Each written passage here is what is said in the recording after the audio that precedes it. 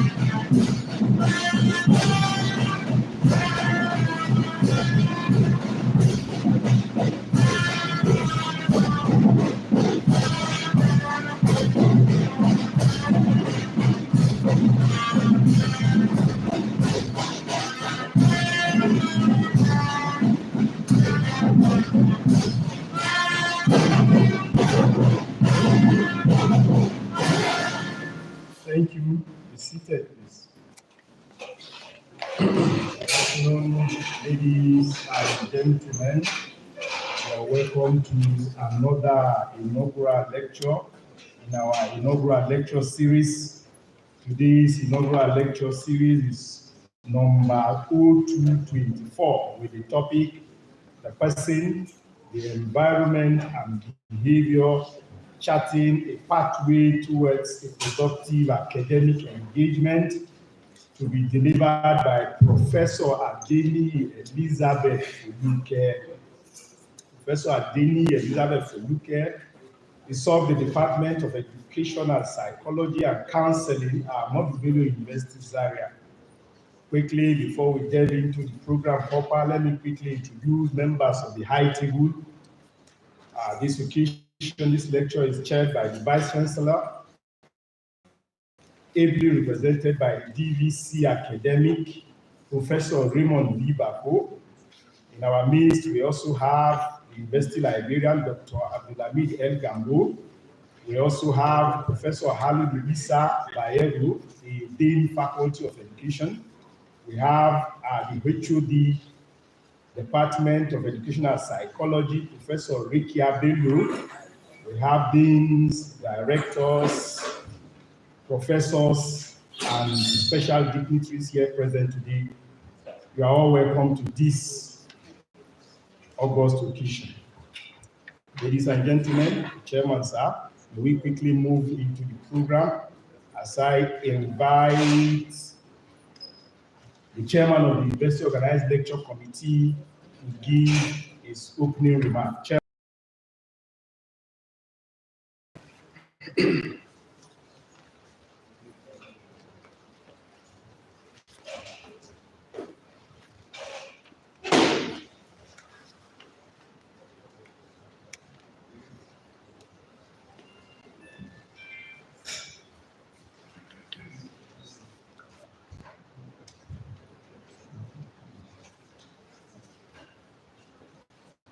The Vice Chancellor, represented by the Deputy Vice Chancellor Academic, Professor Raymond Bako, Principal Officers of the University, Deans and Directors, Professors, Heads of Department, members of the university community, distinguished guests, gentlemen of the press, ladies and gentlemen. It is a privilege and honor to welcome you to this lecture. Professor Njuma Zaria presented Poverty and Animal Agriculture, Unlocking the Pathways to Agripreneurship on 6th March 2024. For those who were present, you will recall that the Vice Chancellor who chaired the occasion saw a great potential for an entrepreneurial workshop emanating from the lecture. There is a need for us to institute a follow-up mechanism to ensure that laudable proposals become accomplished projects.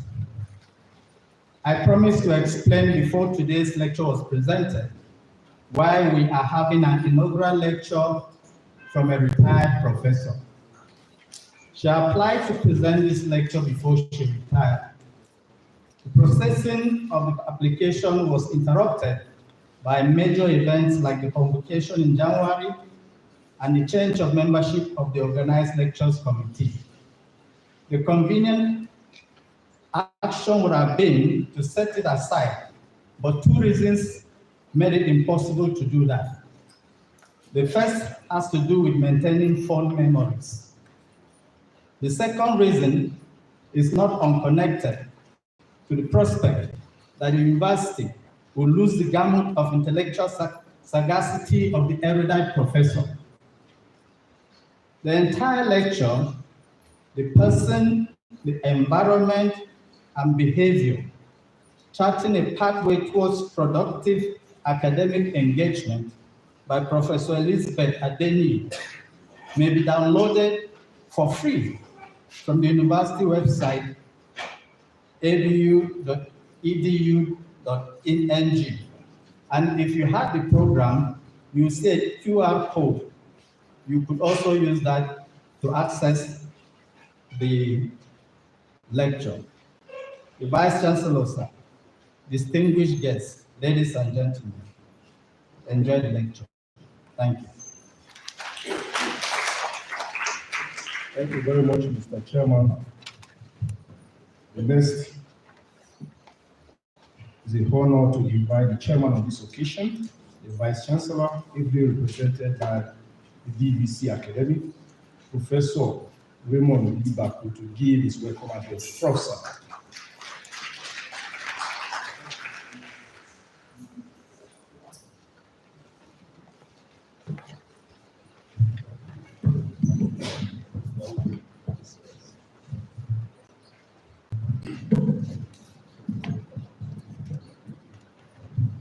The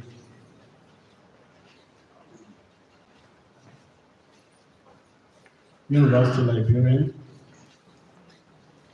Dr. Ahmadu, the inaugural lecture presenter, Professor ADENIYIWednesday, the Dean, Faculty of Education, heads of departments, former deans, distinguished professors, colleagues, students, invited guests, ladies and gentlemen. I bring you warm greetings from the Vice Chancellor, Professor Kabiru Bala, who is unavoidably absent on official duties. He's very well aware of this inaugural lecture, and as he has asked me to warmly welcome all of you to this series of inaugural lectures that are organized by the University Organized Lecture Committee. Inaugural lectures are part of the tradition of universities, and it helps us to document the intellectual journeys of distinguished professors, and it also allows us to ensure that we have institutional academic memory. Therefore, I'm happy to note the many number of people who have gathered this afternoon to listen to our distinguished professor, from whom many of us have benefited from her immense knowledge, scholarship, and tutelage.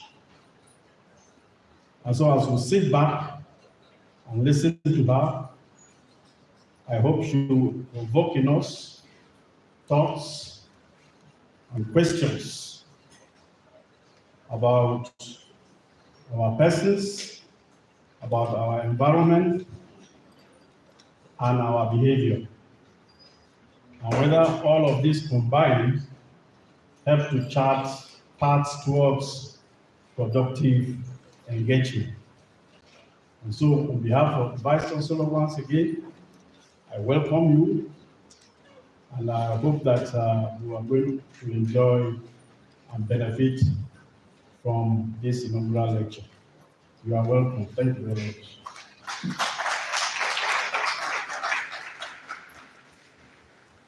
Thank you very much, sir. May I remind you gathering that our Vice Chancellor, Professor Kabiru Bala, has always frowned against us clapping. Please, as much as you can, we should avoid that. Even though it's not here today, but his representative will be able to brief him whether we clapped or not. Thank you. Next on the agenda is the citation of Professor ADENIYIwednesday. Permission of the chairman, the Vice Chancellor, ably represented by the DVC academic, Professor Raymond Bako, I invite the inaugural lecturer upstage for her citation. Profs.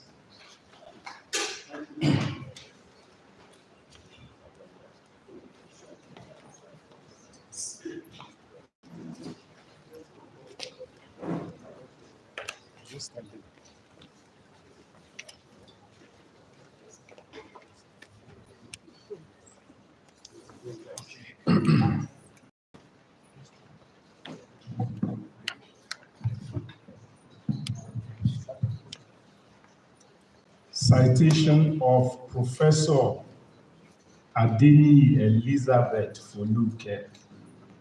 Professor ADENIYIwednesday Foluke was born in Isin local government area of Kwara State on February 2nd, 1954. When she attained the age of schooling, Foluke was enrolled in Baptist Primary School, Isin, where she got her first school leaving certificate in 1966. Subsequently, she joined St. Clara's Grammar School of Kwara State, where she obtained the West African School Certificate O-Level in 1971. The young Foluke proceeded to solidify the foundation for a better tomorrow by seeking admission to the Obafemi Awolowo University, Ife, where she bagged a Bachelor of Science degree in Geography Education.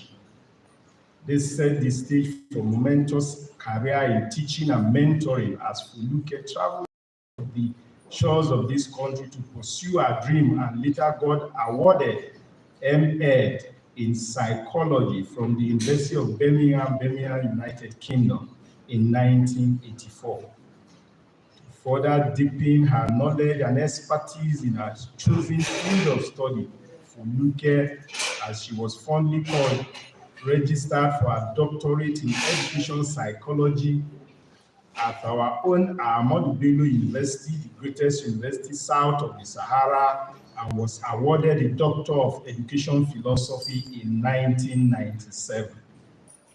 After her B.Ed, ADENIYIWednesday Fuluke worked as a teacher with Awka Girls School, Awka in Anambra State for the compulsory National Youth Service Corps scheme in 1979.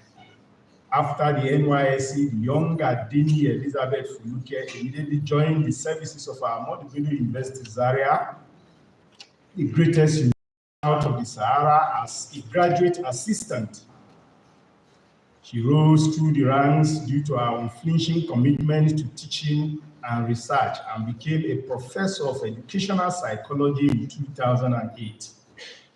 Professor Fuluke served the university and the nation in different capacities. She was the head liberal arts education section from 1997 to 2003. She was the postgraduate coordinator, Department of Education from 2006 to 2011.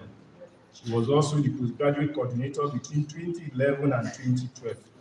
From 2011 to 2021, she was the head Measurement and Evaluation Section, Department of Education, Psychology and Counseling.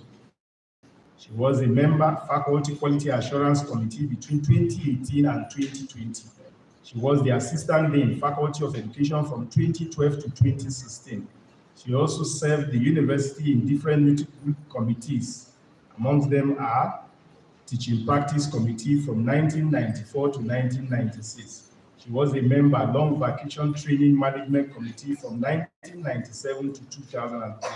She was a member of the team that developed the curriculum modules for the Certificate in Engineering Education for African Center of Excellence on New Pedagogies in Engineering Education, chaired by our own DVC academic, Professor Raymond Baku, in 2023. She was a consultant to School of Postgraduate Studies Board from 2018 to 2021.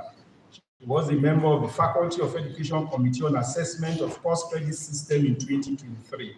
And she is the president of Ahmadu Bello University Peace Club. At the national level, she was a resource person in the development of peace study and conflict resolution course syllabus for tertiary institutions in Nigeria. She is a member of the Society of Peace Study and Practice. She was a member for the accreditation panel for the National University Commission. And several times, she worked with the National Teachers Institute as a resource person for writing of NCE course materials and including B.Ed course materials, as well as the coordinator at the writing of educational materials for NTI in 2014. She was a member of the team that reviewed NUC Blueprint on Education in Nigeria for 2020 to 2050 in 2018. She is a member of the Nigerian Association of Educational Psychologists, a member of the Nigerian Society for Educational Psychologists, and interestingly, ladies and gentlemen, a member of the American Psychological Association, APA. Mr. Chairman, the Vice Chancellor, represented by the DVC academic, ladies and gentlemen, Professor Fulu supervised many undergraduate and postgraduate students, many of whom are here present today. She has graduated over 15 doctorates and over 32 masters in education candidates. A rare feat indeed. At the last count, Mr. Chairman, sir, Professor Fuluke has attended over 56 local and international conferences and had published over 34 journal articles in both local and international high-impact journals. Professor Fuluke, who likes reading, gardening, sewing, and peace talk, is a widow and she has 4 children. Please, the family of our erudite professor should stand up for recognition if they are here.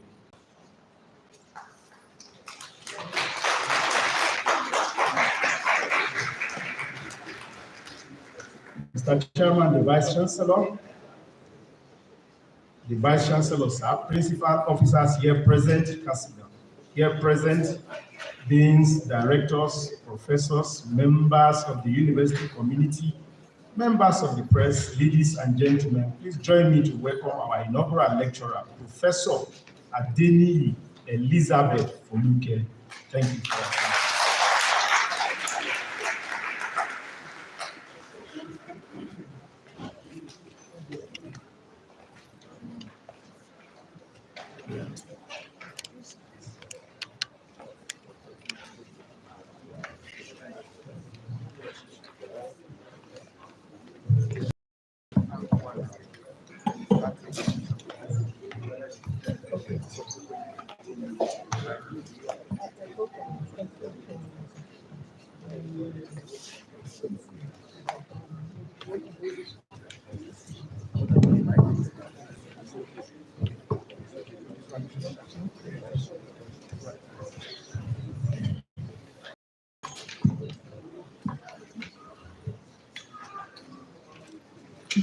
The Vice Chancellor, ably represented by the DVC academics, Professor Raymond Bako, the other principal officers,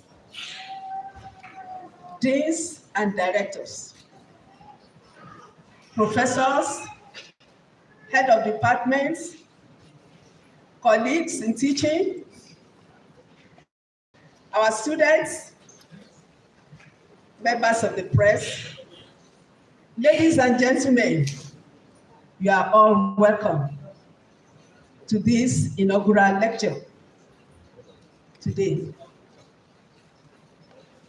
I count it a great honor to present it because of what the chairman of the organized committee, the university organizing committee had said before. It is a great privilege to be here.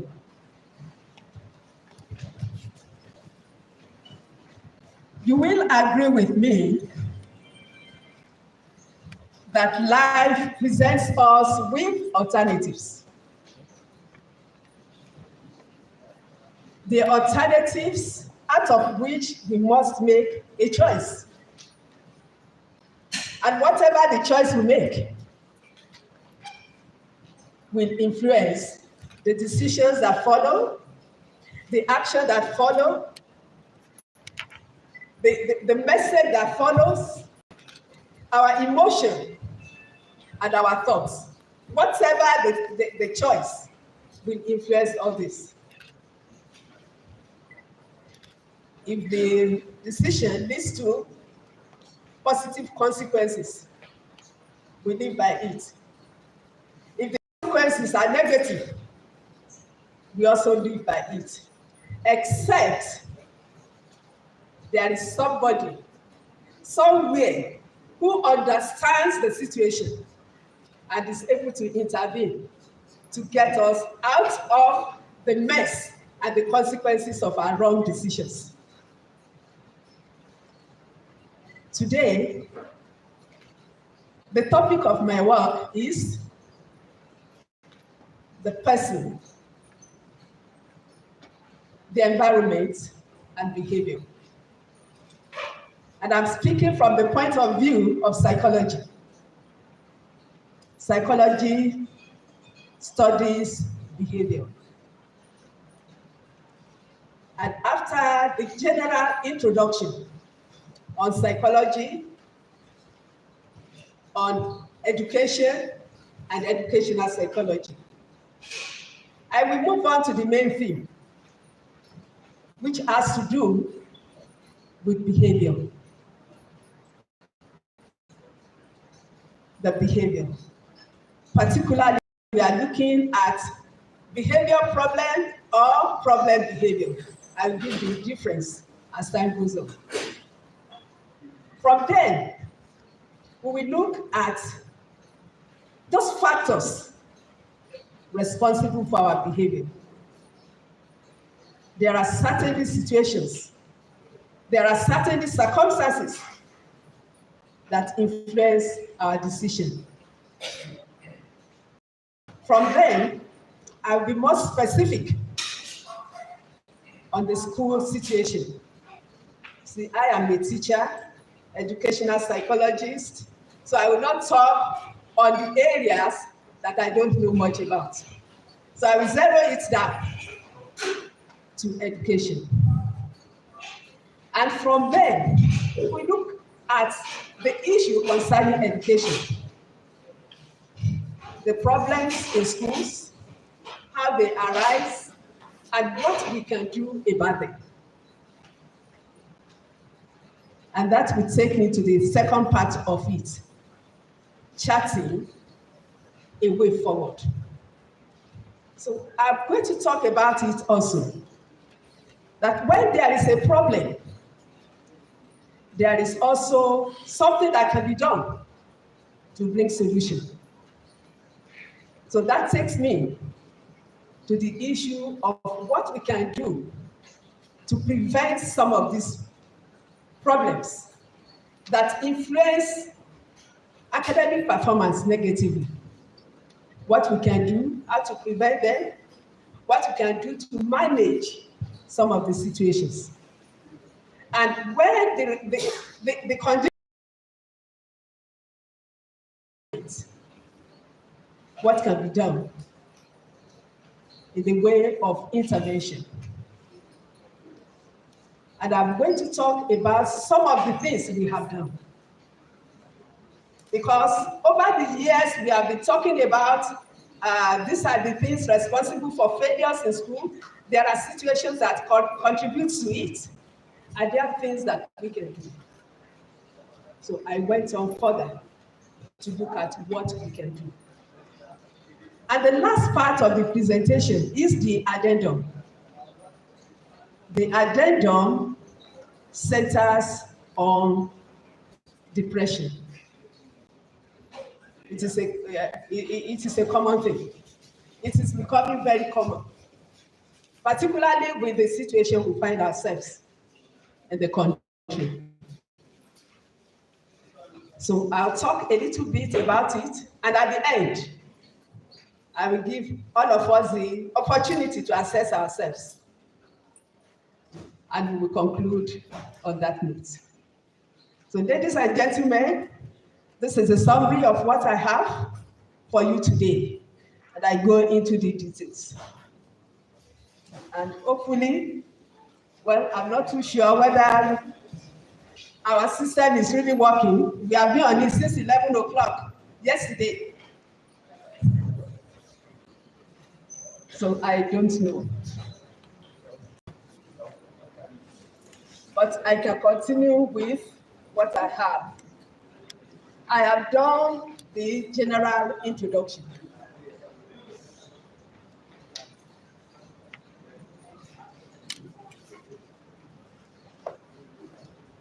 I will start by giving us information about psychology. Psychology is the study of man and human behavior. And because of the complexity of human behavior, many schools of thought have arisen to give opinions on how to understand behavior. The schools are many: behaviorism, structuralism, functionalism, and the rest of them. There are many. And they give specific information on what can be done about behavior. And because people are, there is a form of interaction taking place. Everybody exhibits one form of behavior wherever you may be. So you find that psychology is touching different areas. Therefore, it is known that there are social psychologists, environmental psychologists, and but I want to tell you this afternoon that the most important of all this is educational psychology. That's where I belong, and it's the most important aspect. And I tell you why. Because all of us seated here, we have benefited from educational psychology at one level or the other. If you have ever been in the school, you have benefited from educational psychology. So I welcome you to the world of education and the world of educational psychology. So education is the process of discovering innate potential. By the time you are put through some trainings, some skills are imparted on you, and you become what you should be.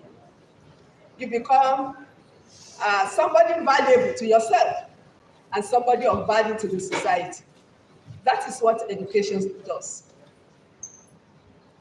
But there are problems and challenges facing education. And that informs part of this presentation, that educational psychology comes to address problems raised by the learning process, by the environment, by parents, by teachers, and other stakeholders in education. Educational psychology addresses this.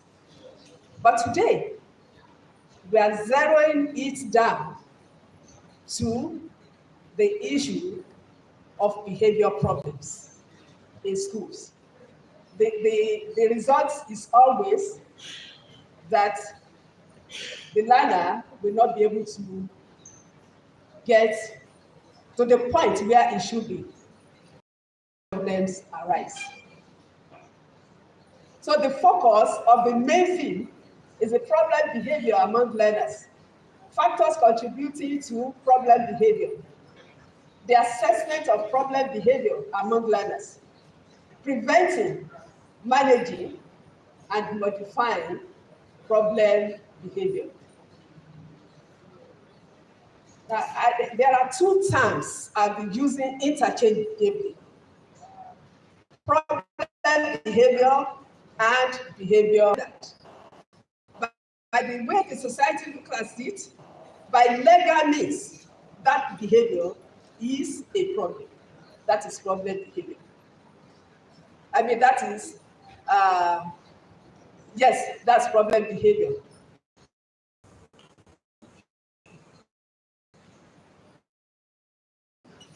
So there is nothing wrong with reading, but if a student decides to read during exam, that is a problem.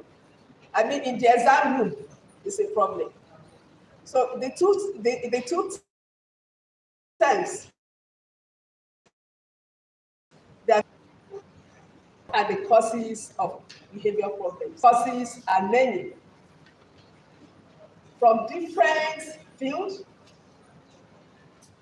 There are many, but I will simply summarize them under three.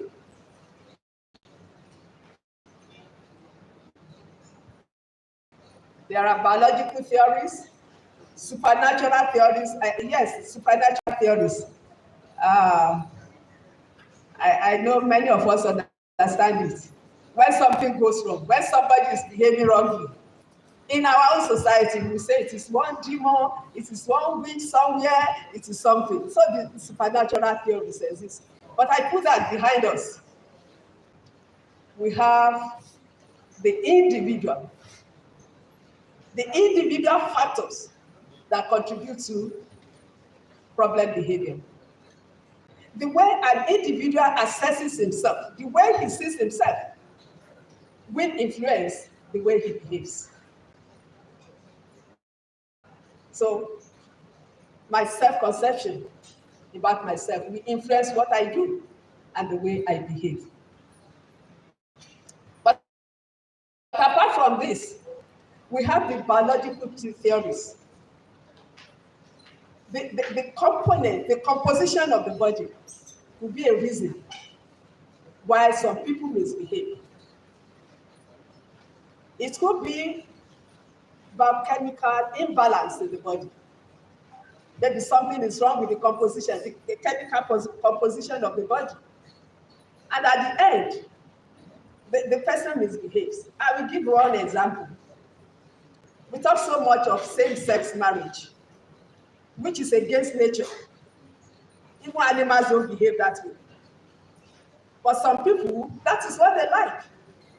And analysts will say there is something wrong with the chemical components of their body. There are those things that relate to some other, there are things that are genetic about behavior. The great-grandfather behaved that way. The grandfather was aggressive. The father was aggressive. So it's likely the child will be aggressive and it will pass on to others. So there are genetic issues relating to behavior. There are also constitutional issues. Constitutional, the body built of individuals could be a reason for misbehavior.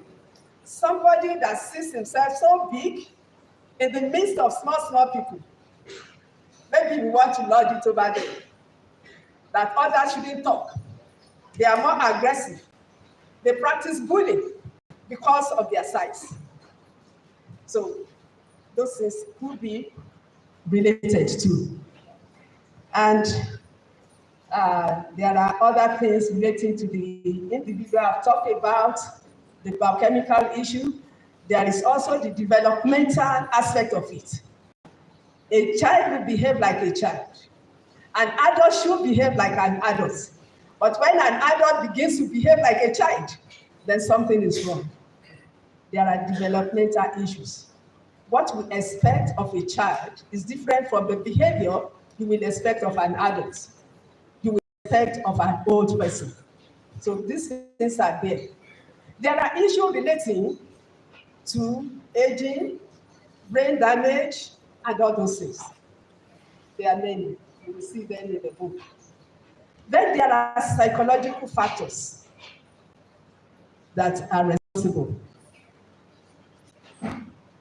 Sigmund Freud will talk about unresolved conflicts or some things that are personal. The unconscious motivation that influence people. And some other people will talk about unresolved conflict, that when somebody had a problem as an adolescent, and that problem is not resolved, it will manifest as a problem behavior at adulthood.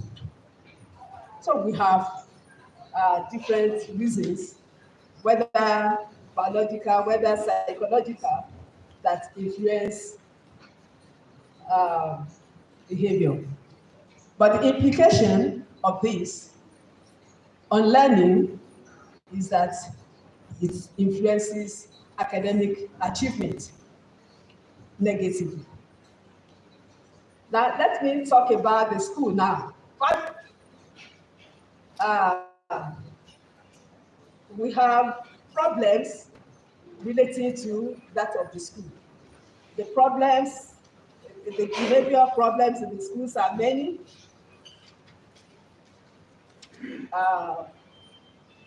No, I've talked about the individual.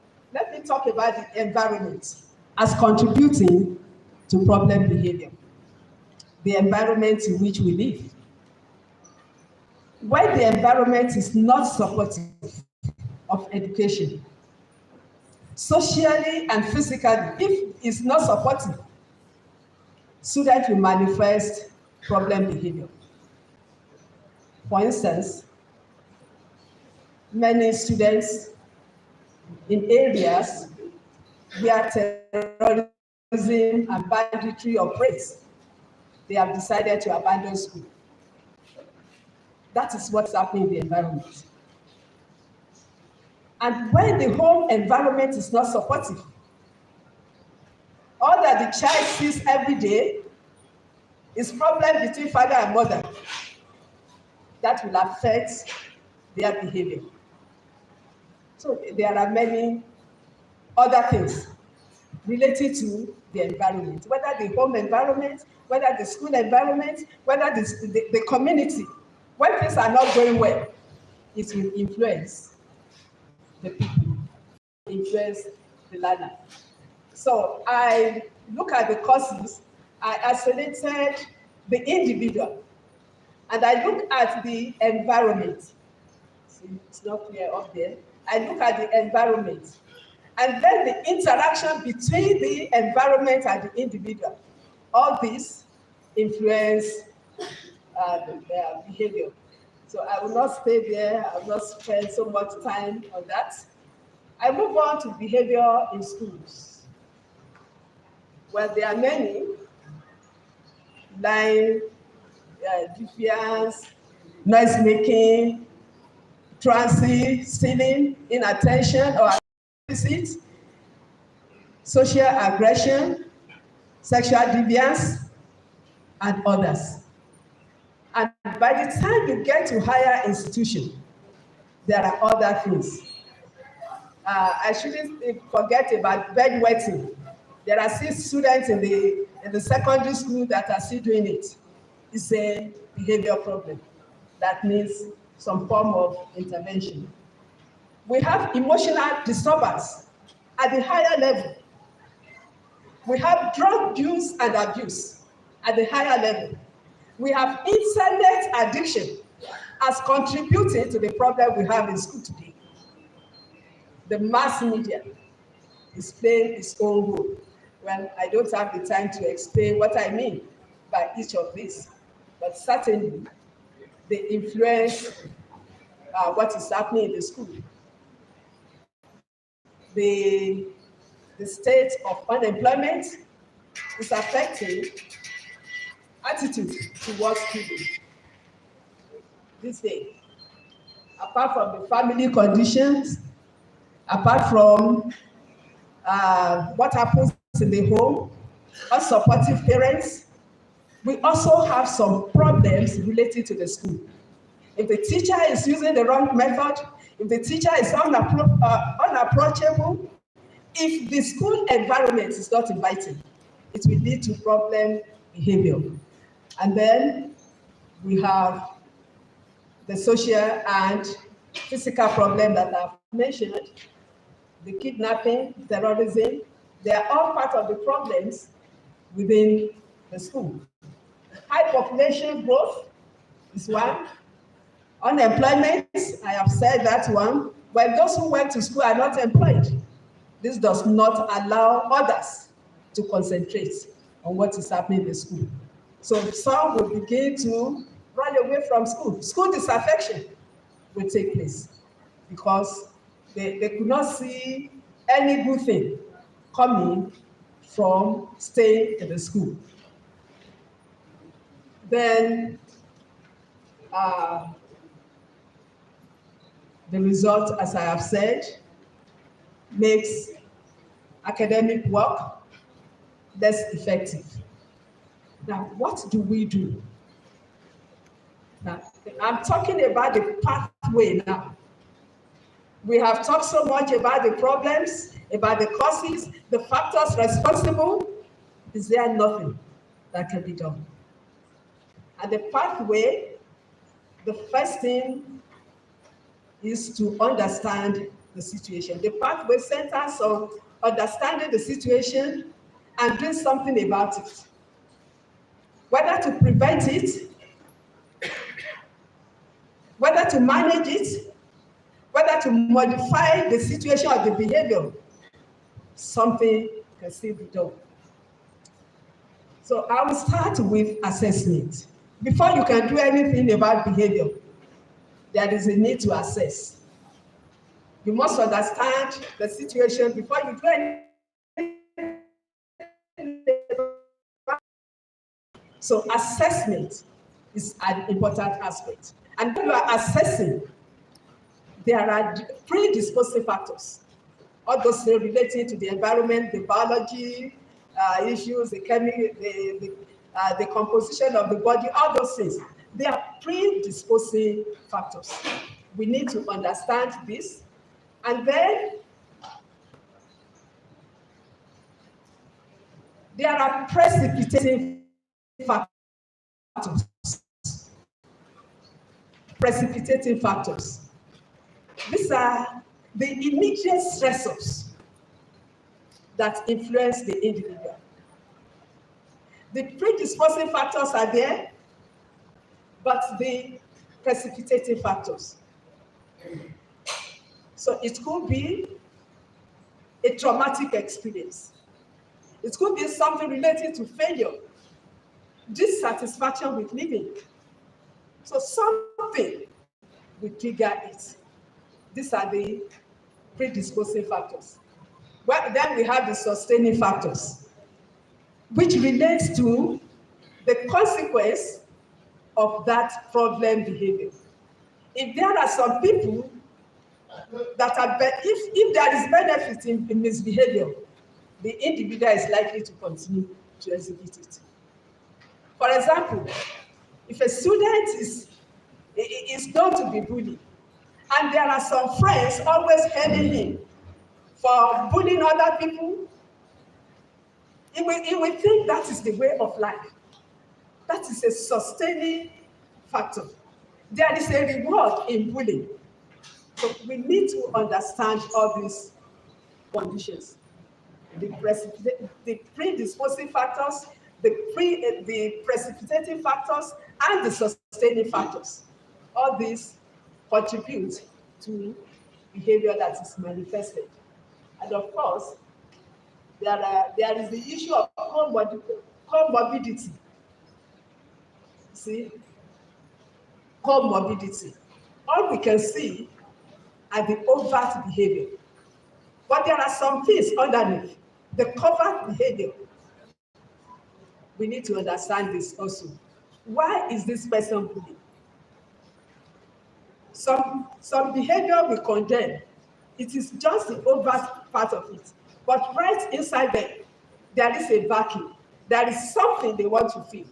Somebody that is not acceptable elsewhere. And they find that bullying in the classroom will bring in friends. They will continue to do it. So there are comorbid conditions that contribute to all this. So let me move fast before the paper comes. So what do we do? I have talked about studying it. Well, the picture is not showing well, but I have something here talking about how to prevent prevention, management, and modification of behavior problems. And I look at the physical side of it, what can be done. I look at the psychological part of it and technological part of it. If these are taken care of in the school environment, there will be less to worry about.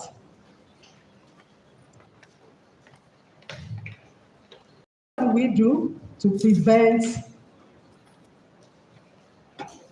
problem behavior? And I have the list here: effective teaching and supportive classroom environment. I also have supportive classroom environment. I have supportive home environment and the issue of the right curriculum. Now, these are the areas the school, what can be done to prevent problem behavior. The school has a role to play, the classroom teacher, the home, and the curriculum planners. If the curriculum does not meet the need of the learners, they are likely to avoid going to school. And of course, if there are no support, if there are no supportive environments, that will discourage learning. So we need to look at all this to prevent all these things.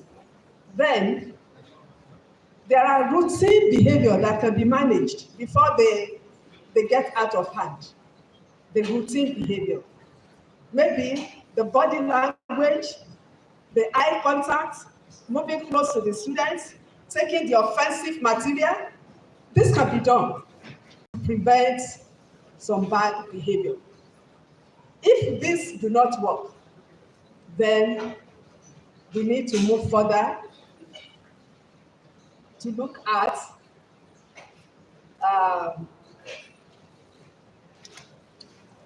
if the behavior are not prevented, then what can be done to do the managing, to manage them?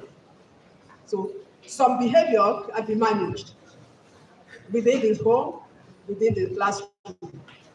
And finally, on the prevention, there are actions that could be taken, even if it is slight punishment. I am taking this from the background of the fact that the Bible talks of stubbornness in the heart of a child, but the rod of correction will take it away.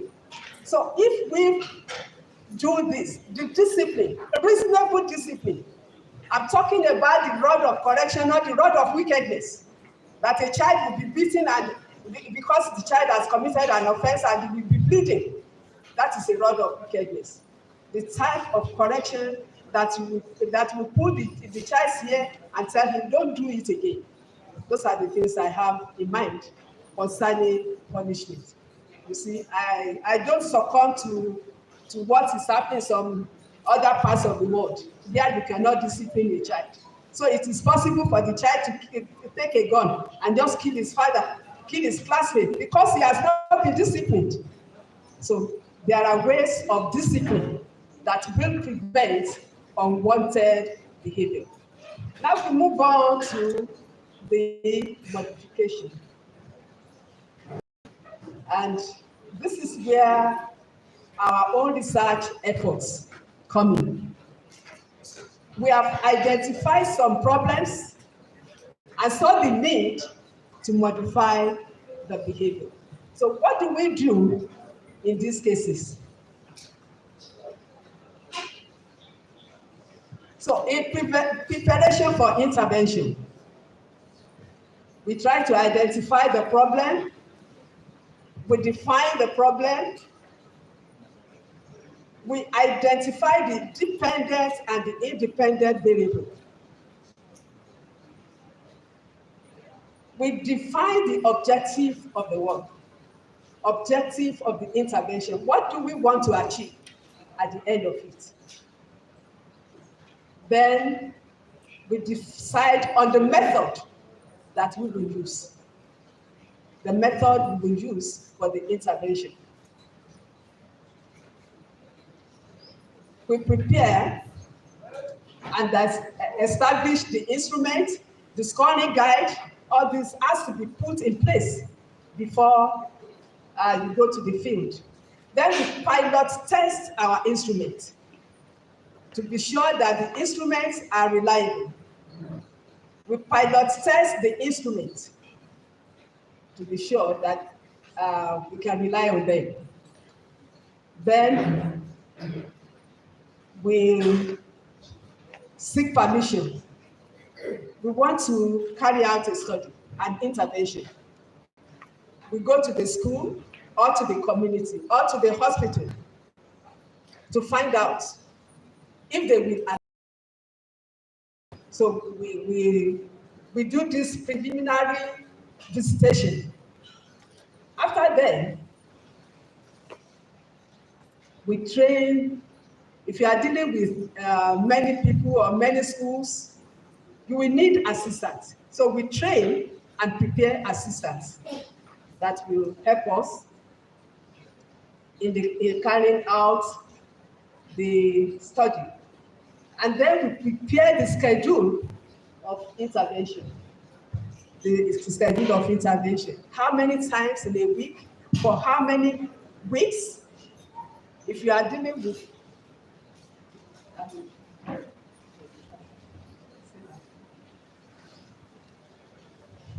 so we prepare the schedule of what to do.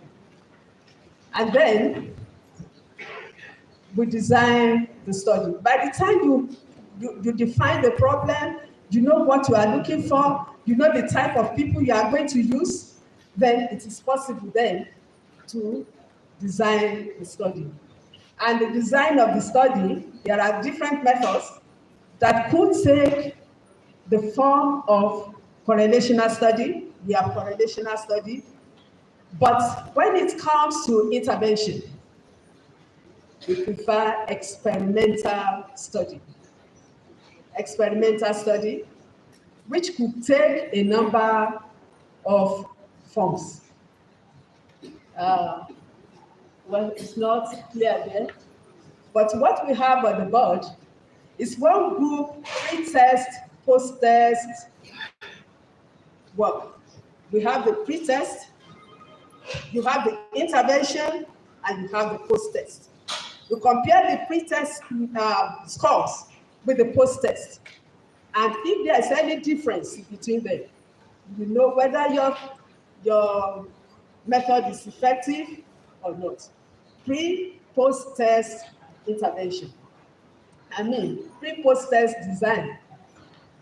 Then it is possible also to have the control group. You have the experimental group, we have the control group. For the two groups, you established the equivalence right from the beginning. You are of the same status in the area you are interested in. Then for the experimental group, the intervention takes place, but nothing for the control group. At the end, you see compare the result at the post-test. So this is a good method, and it gives very reliable results. But there have been many criticisms about the control and experimental group. For the experimental group, you know there is a problem and you do something about it. You did something about it. But you know that the control group has a problem, and you just use them for experimental purpose only. So there has been that criticism against it. But researchers are finding ways around it so that after the whole study, they can also do something for the control group. So that it is not just that you know they have a problem and you forget about them, but you do something to alleviate that problem. So that is the relation to control and experimental group.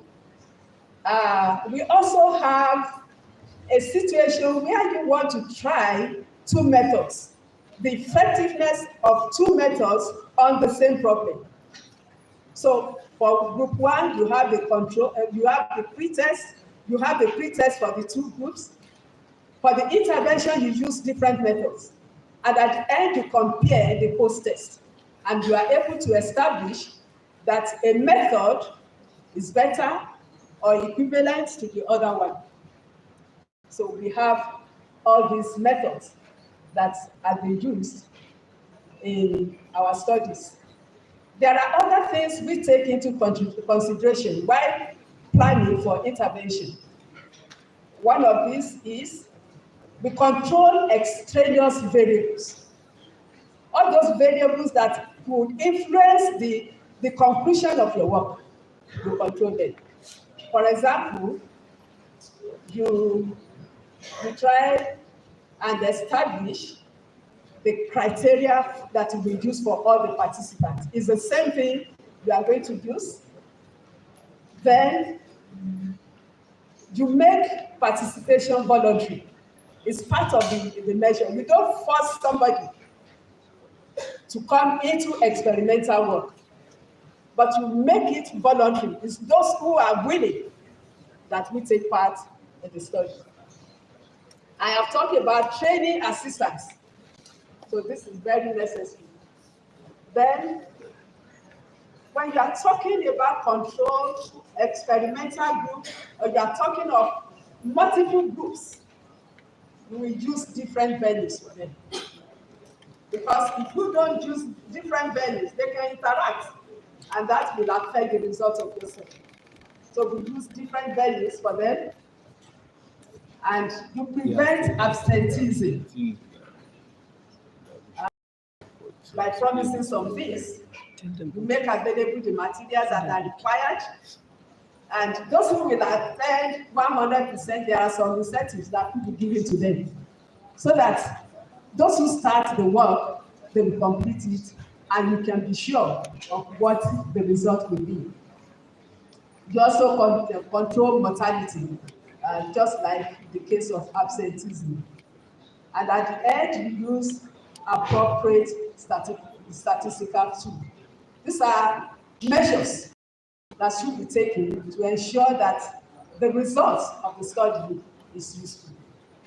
Then there are ethical issues that we also take note of when it comes to experimental work or for any form of studies whatsoever. Ethical issues. For example, I have talked about participation being voluntary. Just those who are interested will take part in it. And then it is part of the ethics that you treat only the problem you can handle. Treat only the problem you can handle. Now, when you want to select participants, when it comes to behavior, whatever the problem you are talking of, there will be put a scale.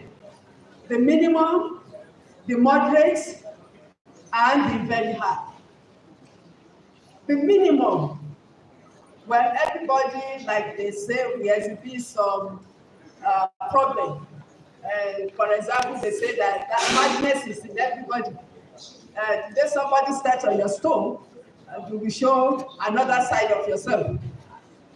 But when it comes to moderate, this is persistent. And when it is very high, we don't talk about those ones. Those ones are for other experts, like the clinical psychologists, like the psychiatrists. Those are the ones that handle.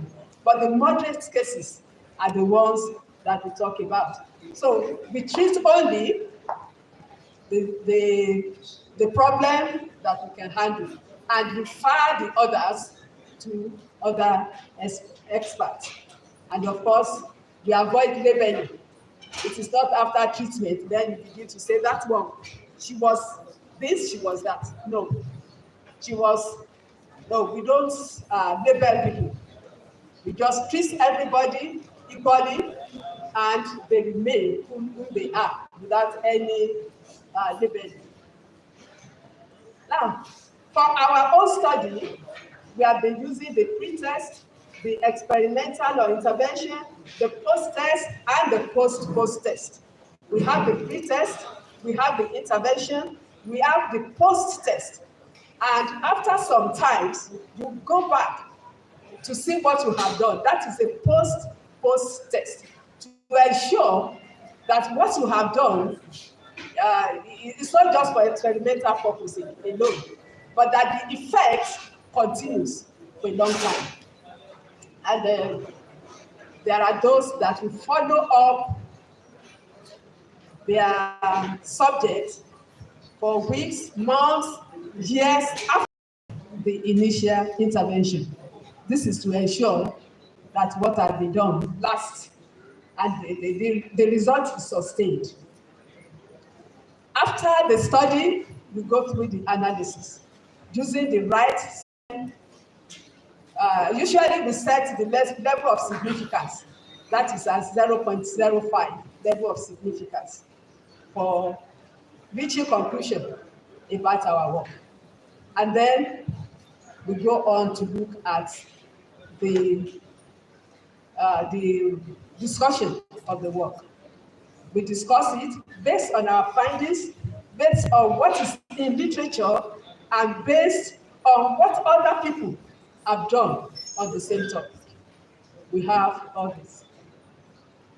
Then we discussed our conceptual and theoretical views, and we round up with recommendations. This is what we do in our own work. There are reports on specific intervention cases. For example, disruptive classroom behavior. These are been taken care of by behavioral modeling and timeout techniques. We have used cognitive restructuring and positive reinforcement to reduce academic procrastination. Those who don't want, they keep postponing academic work. So these are being attended to. Then to improve the performance of impulsive students, reflective teaching strategies on cognitive tasks have been used to assist them. For students exhibiting anxiety, we have been able to use token economy and systematic desensitization to assist them. And we have used cognitive restructuring and social support to assist some people. We have also used rational emotive and dialectical behavior therapies to address depression. Token economy was used to address trance behavior.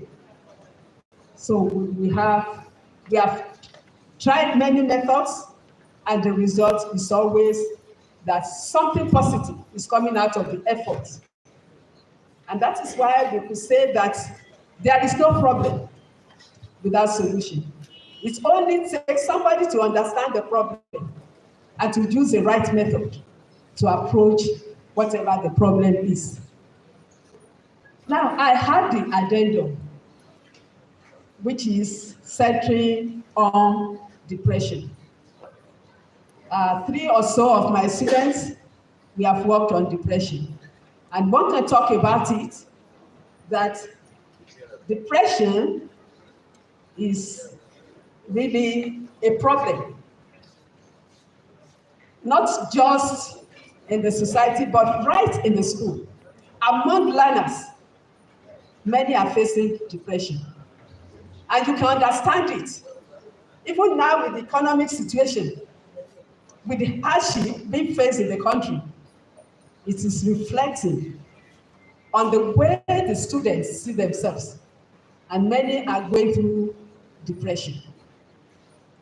And depression has cognitive, emotional, physical, and behavioral expressions and characteristics. When somebody is under depression,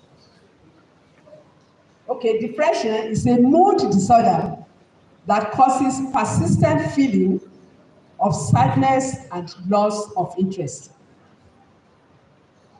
Sadness and loss of interest. If a student faces this, then he will not be able to put his best into academic work. So what are the signs? The cognitive aspect of it is negative thoughts. The thoughts are dominated by negative conclusions. I cannot make it. I am a failure.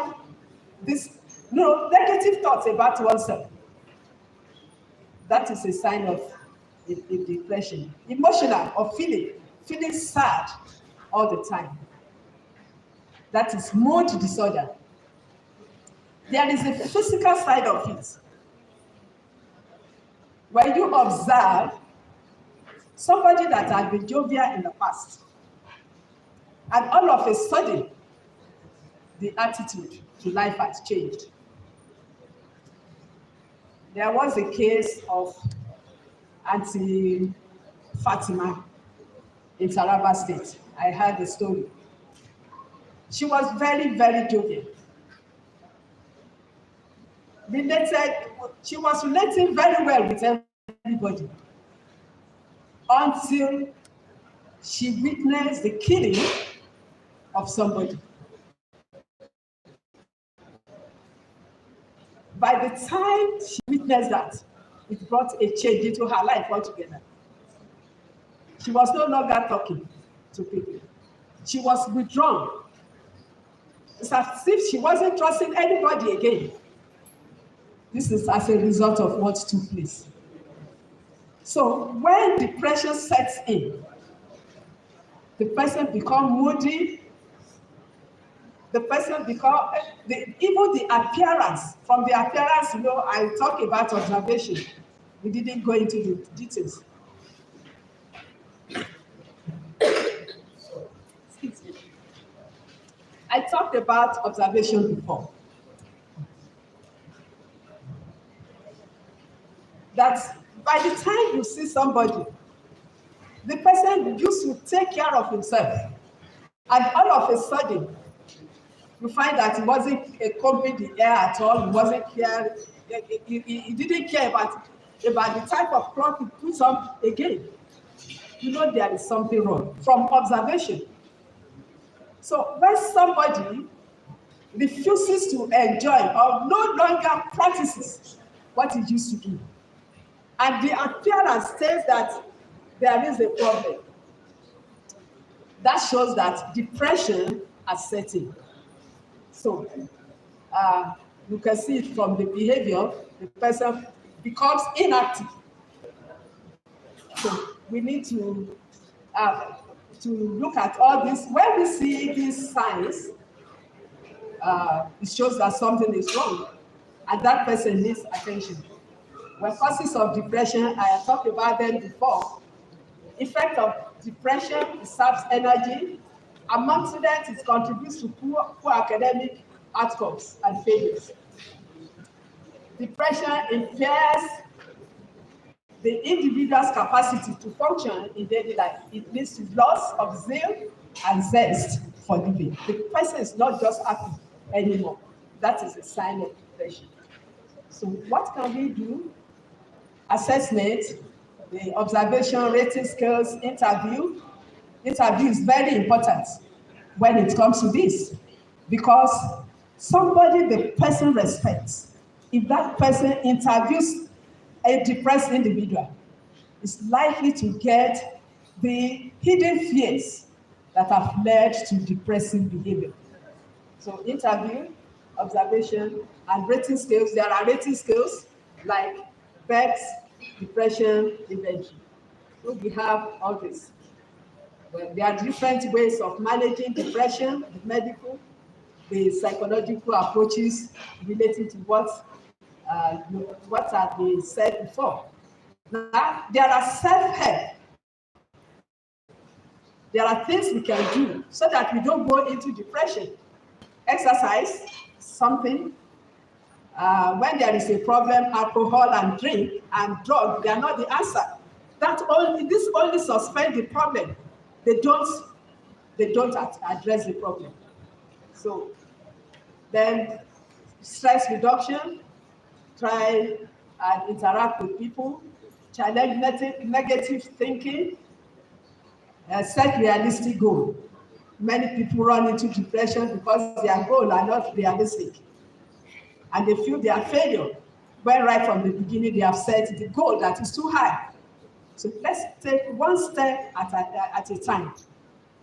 We thank God for those who are high up there, but it took them time to get there.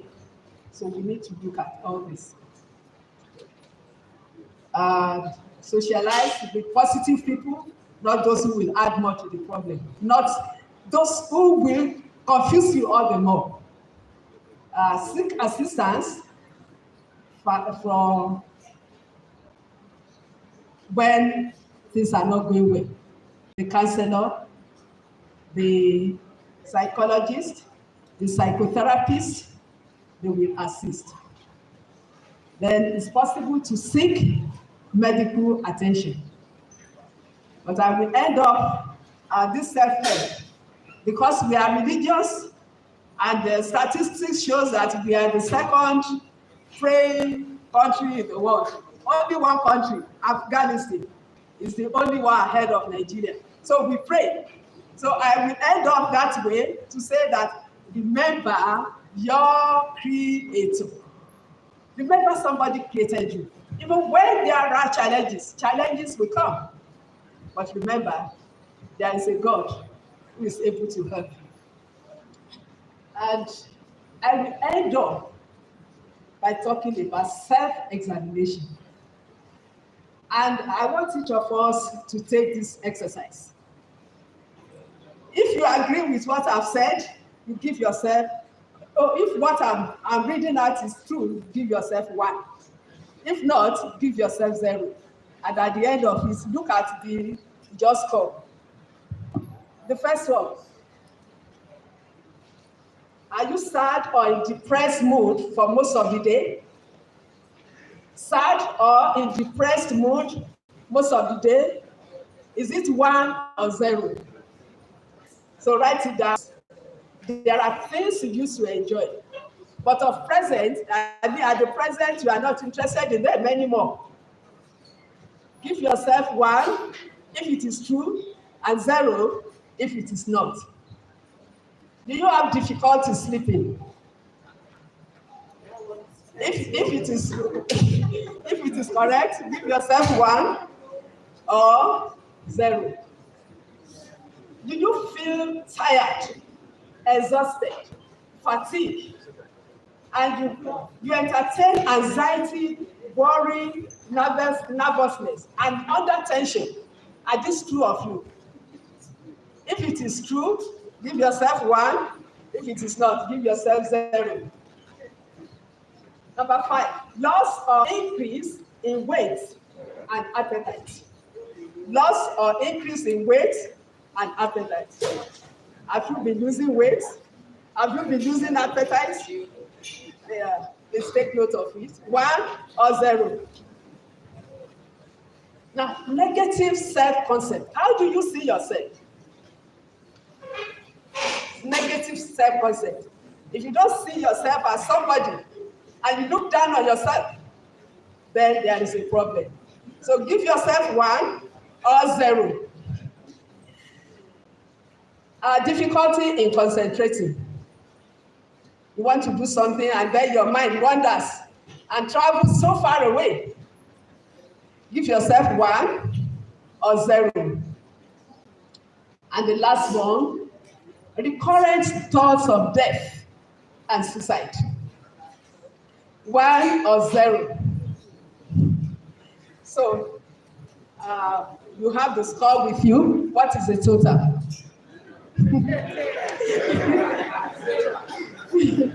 So if you have scored yourself on either 1 or 2, and at the end you have 5. If your score is 5 plus 1, 2, then you have a problem, and you need to seek assistance. Numbers 1 and 2 plus 3 others means that there is a problem that you need to take care of. And I will end up this way by saying that stressful experience is a common thing. Yes. Challenges of life are many. We can't run away from it. You cannot run away from the present economic situation we have in Nigeria. But the way you react to it makes a difference. If you think that is the end of the road, then there is a problem. So most people encounter failures and get upset when disappointed or when the life takes a different turn. But not everyone who goes through stress sinks into depression. Ability to cope with depression, with depressing experiences, depends on personal and interpersonal characteristics. So you can make decisions to stay healthy. Challenges will come, but what you make out of it depends on yourself. So you can take a decision to remain healthy. Thank you for listening. Thank you very much. Yes.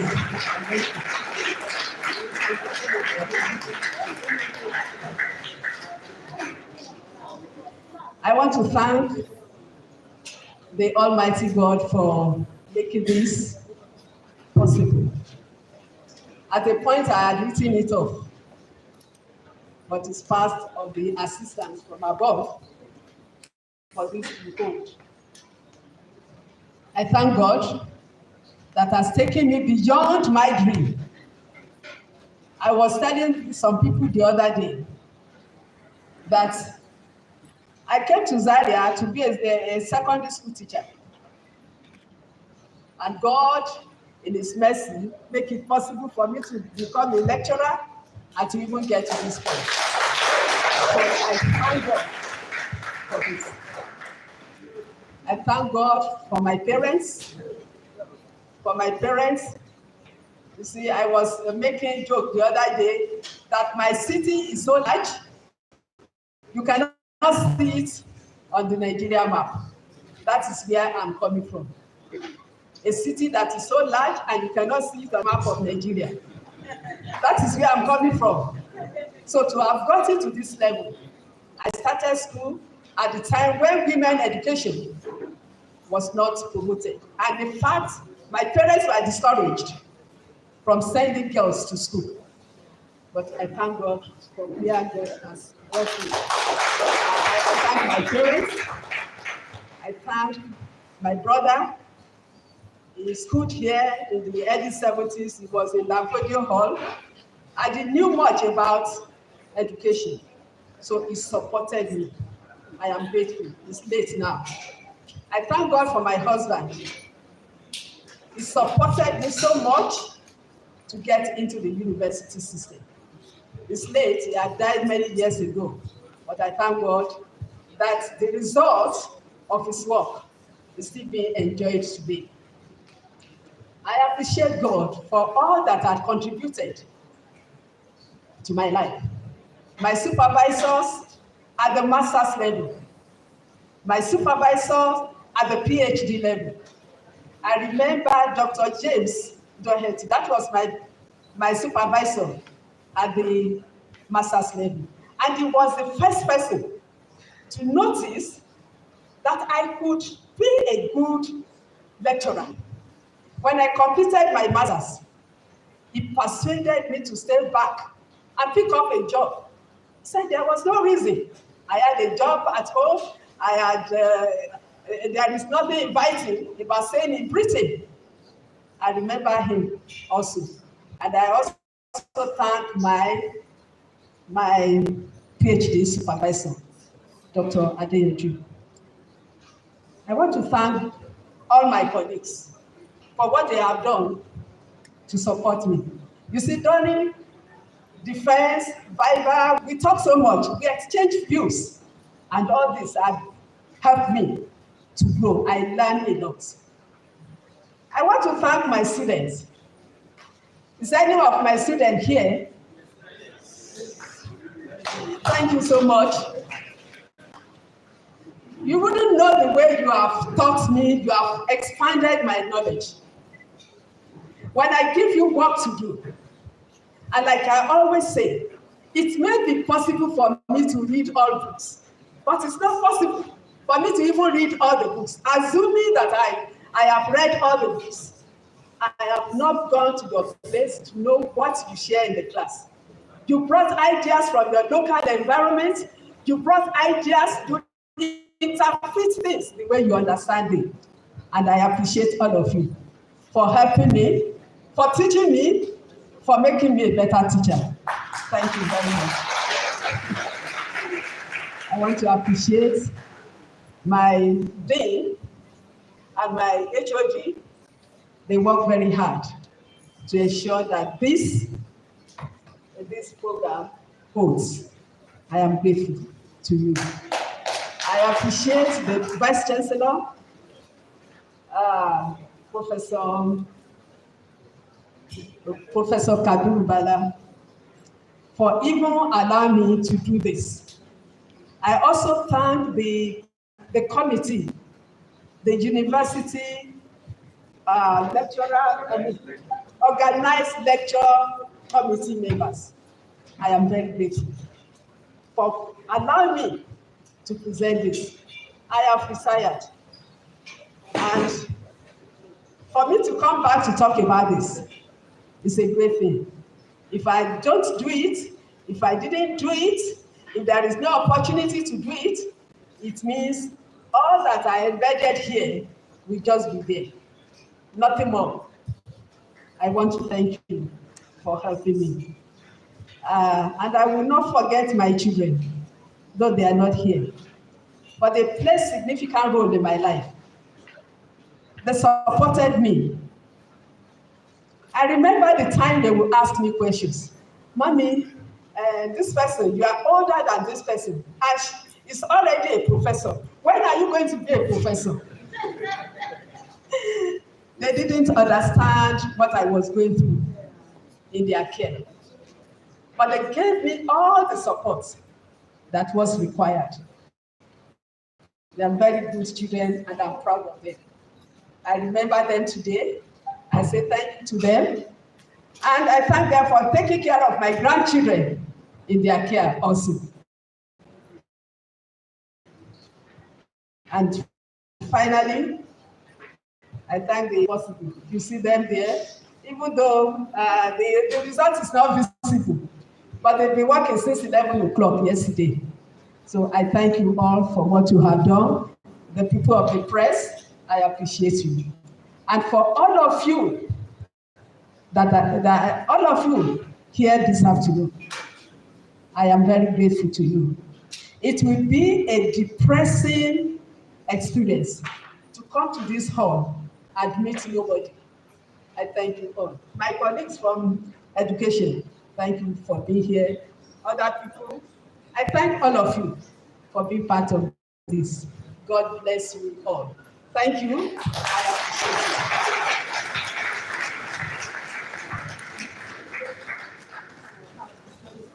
Thank you very much, erudite professor, our lecturer. Kind permission of the chairman, the vice chancellor, sir. May I draw the attention of the owner of vehicle plate number Abuja GWA 799BB. You have been covering somebody, and the person has is even tired. He is interested in going out. So please. The owner of Abuja car with Abuja plate number GWA 799BB.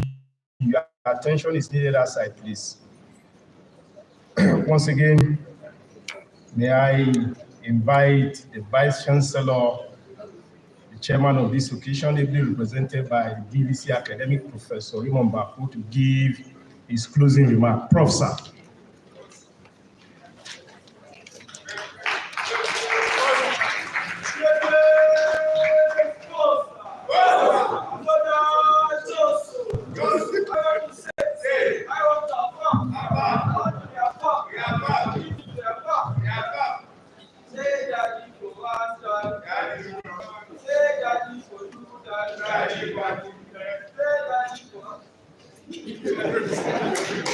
Thank you, Nigerian students.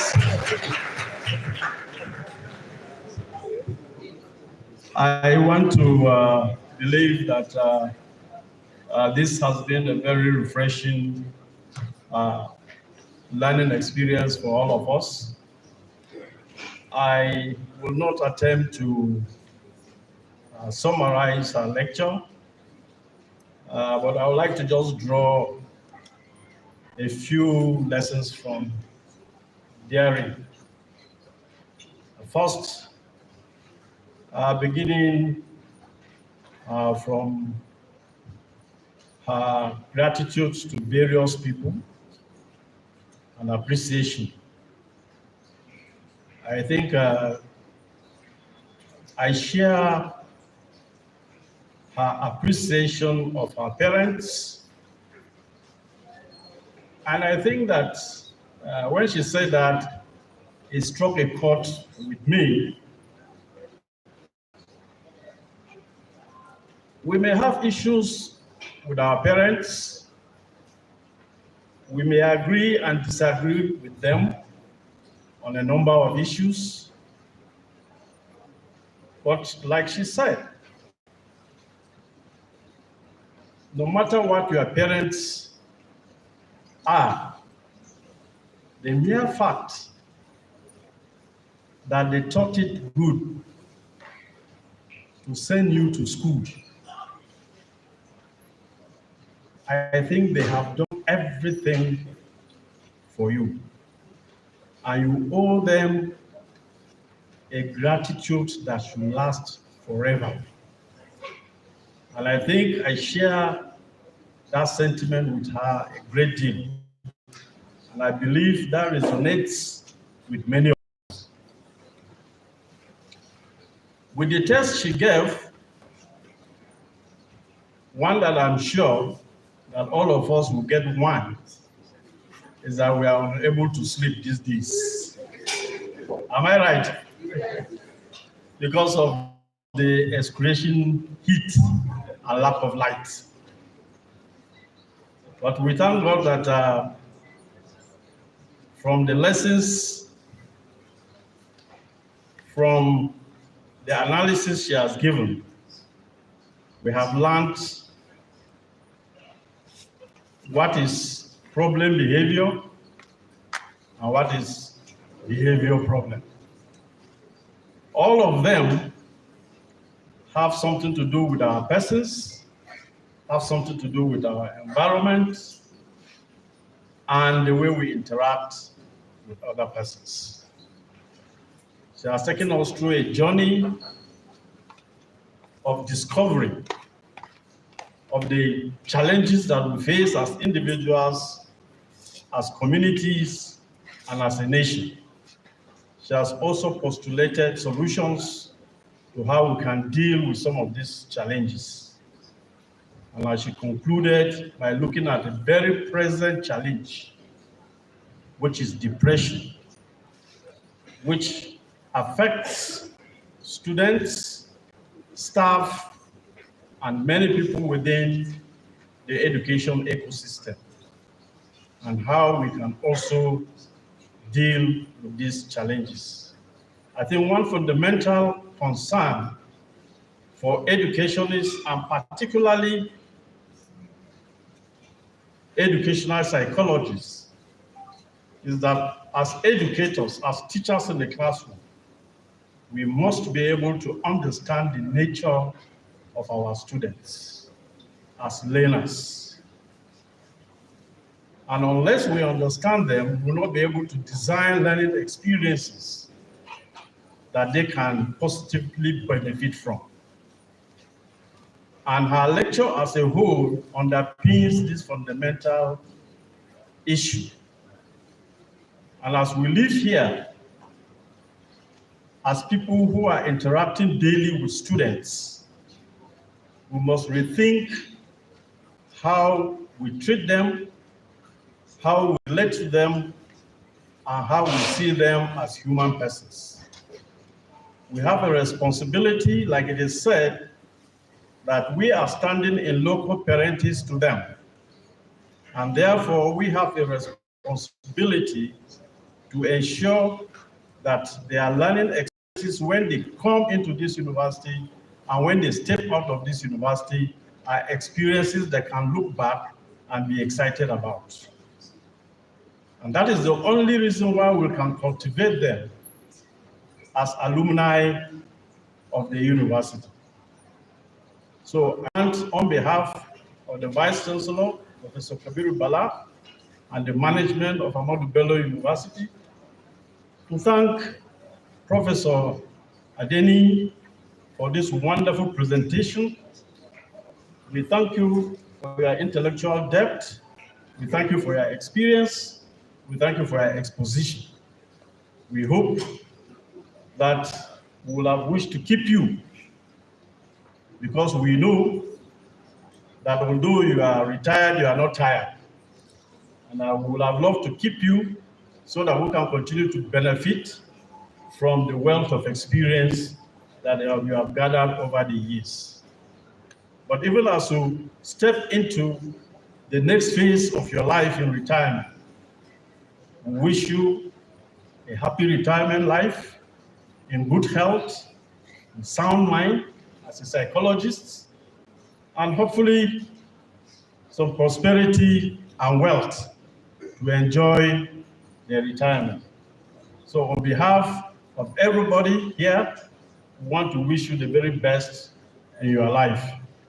I want to use this opportunity also to thank the chairman, University Organized Lecture Series, Professor Jacob Jari, and his team for putting this together and making sure that this noble tradition of the university continues and will continue to enjoy the benefit of the intellectual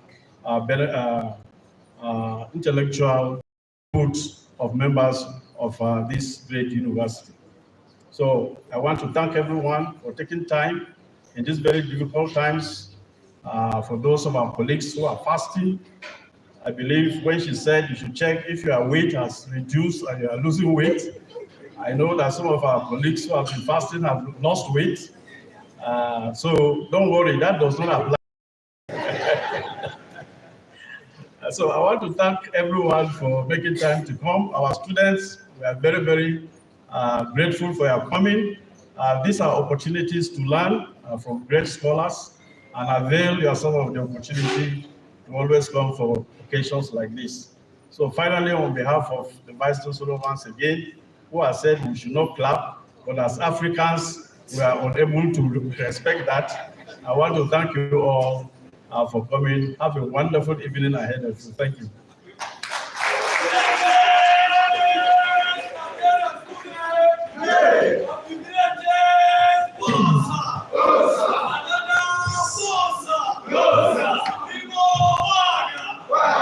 Greatest Nigerian students, this is an inaugural lecture. We usually don't do this here, please.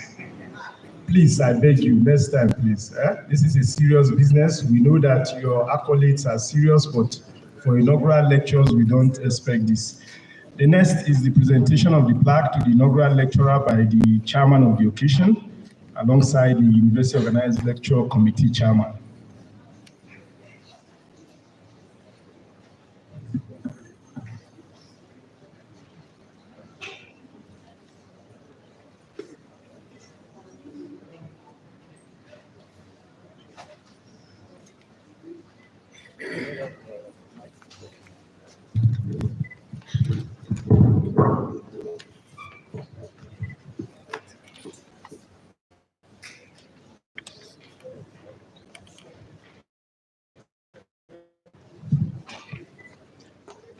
On behalf of the Vice Chancellor, Professor Kabiru Bala, and the entire management staff and students of Ahmadu Bello University, we want to present this plaque of our award of honor to Professor Adeni Elizabeth Faluke on the occasion of the presentation of an inaugural lecture, today being thought April 2024. Congratulations, Madam, for this presentation, and may God bless you. Very good.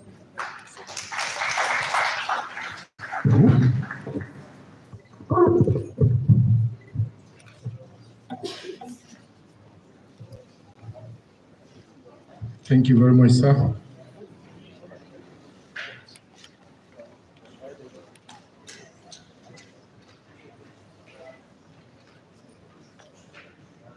Thank you very much, sir. A quick one. With the kind permission of the chairman, the vice chancellor, ably represented by the DVC academic, Professor Raymond Bako, may I invite the Dean of Faculty of Education, Professor Halidu Isa Bayeru, for the vote of thanks. Prof, sir.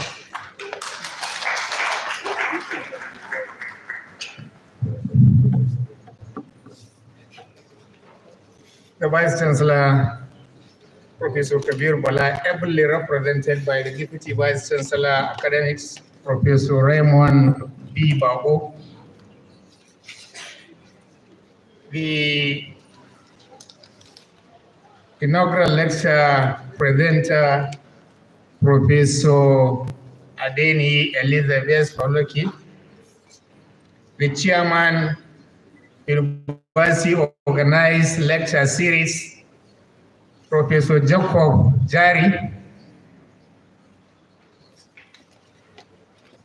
heads of departments of the Faculty of Education, other deans, and directors here present, professors and lecturers from the Faculty of Education and other faculties within the university, distinguished students from Faculty of Education and across the university,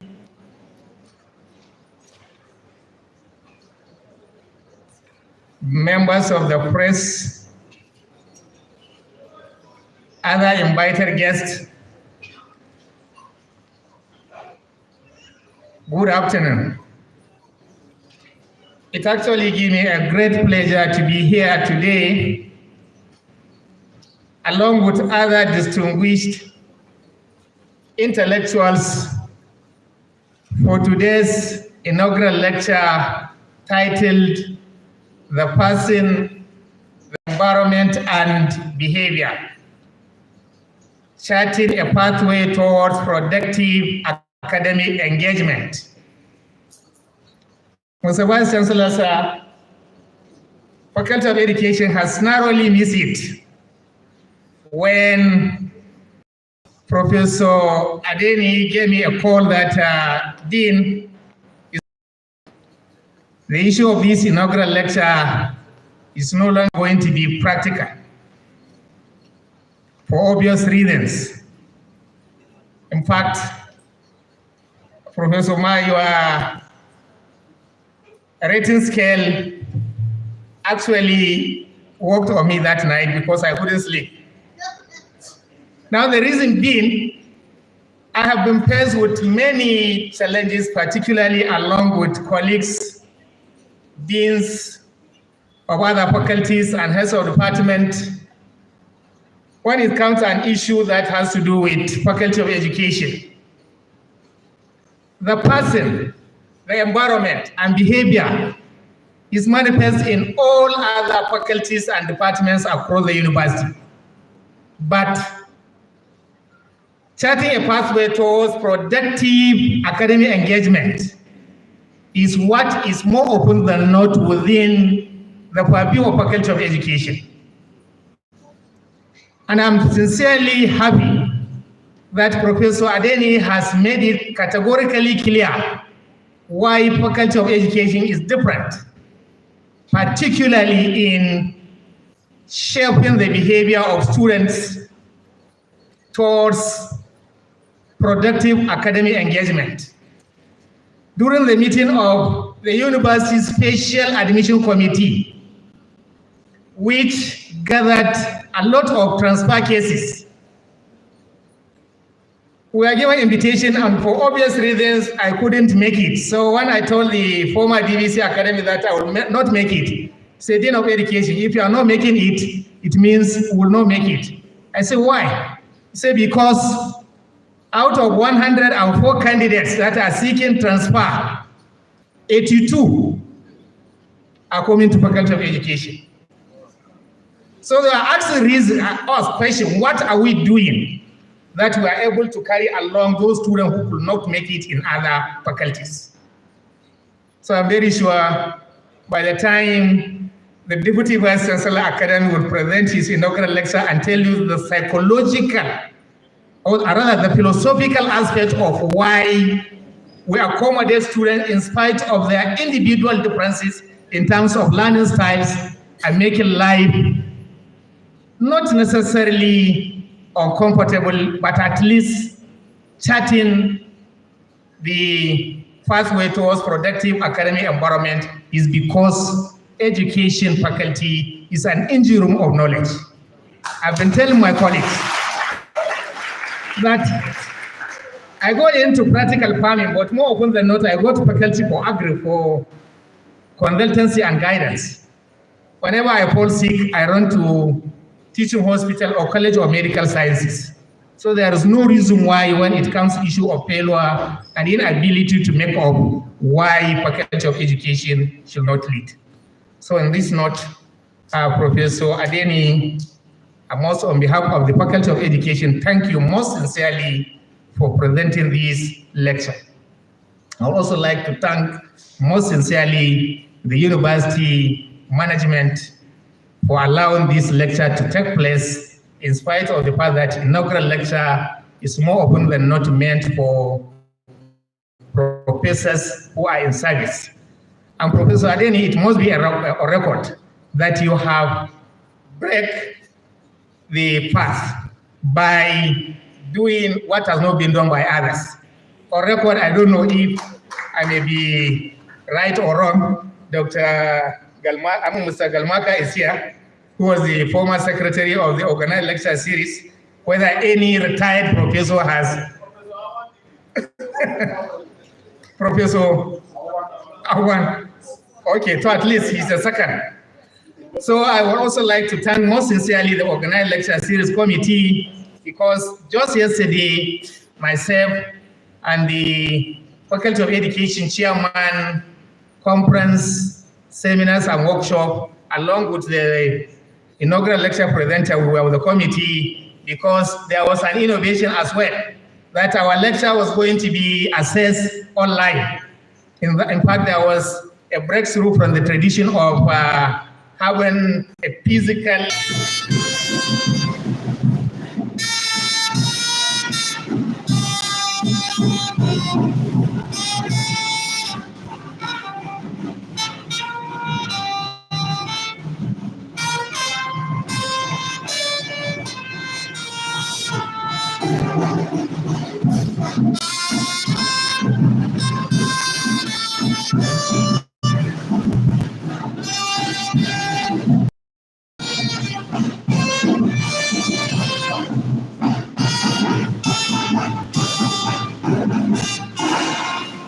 Please note that the procession will return to the choir of the Senate building in reverse order. Thank you.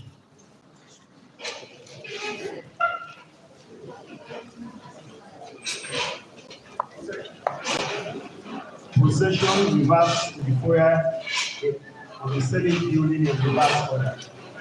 Band, please. Band, go on.